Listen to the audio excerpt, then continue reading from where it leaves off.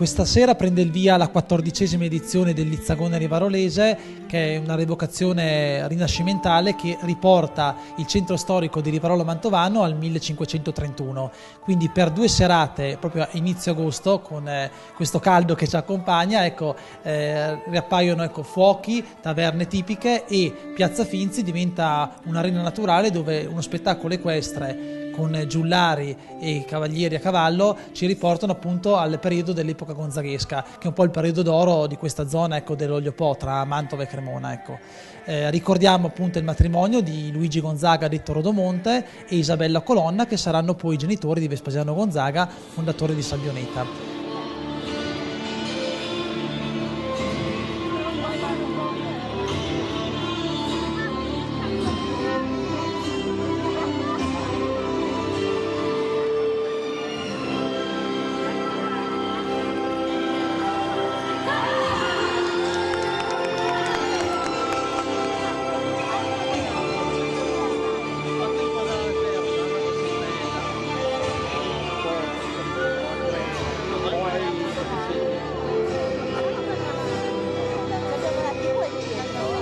Per la comunità di Rivarolo questa è una festa particolarmente importante perché appunto coinvolge più di 70 volontari e quello che è il cuore del paese, che è l'antica Piazza Finzi, che con i suoi ampi portici e il palazzo con la torre ci ricorda appunto la storia secolare che ci lega ai Gonzaga.